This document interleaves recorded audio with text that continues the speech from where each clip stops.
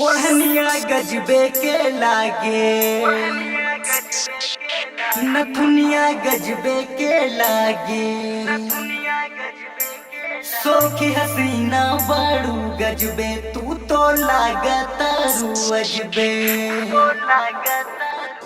पहन के सूट चललू गजबे लागे, कनवा के बाली, पाँव में पायल सैंडल, ऊंची काची उमरिया बाड़ू सेक्सी, जान मारे होठवा के लाली, एक गोरी तोरे कनवा के बाली, जान मारे होठवा के लाली, एक गोरी तोरे कनवा के बाली। डीजे आलोक गरबा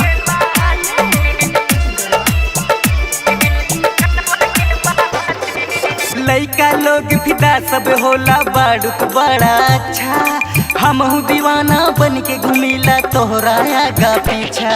लइका लोग फिदा सब होला, बाड़ू बड़ा अच्छा, हमहू दीवाना बन के घूमिला तोहरा आगा पीछा। बन के घूमता ने दीवाना हम तोहरा ही गाली, अखिया की काजल करे न पागल, जे तू गोरी हंसलू पागल, जान मारे होठवा के लाली, ए गोरी तोरे कनवा के बाली, जान मारे होठवा के लाली, ए गोरी तोरे कनवा के बाली। डीजे आलोक गरबा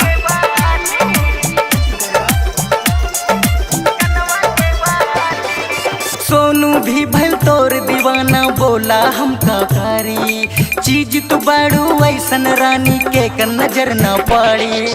सोनू भी भल तोर दीवाना, बोला हम का करी, चीज तू बाड़ू ऐसन रानी के कर नजर न पड़ी। बच्चू बलम के दिलवा में भी रानी माचल खोल भाली, रोहित प्यारे हमें तुम्हारे, हम भी हैं तेरे चाहने वाले, जान मारे होठवा के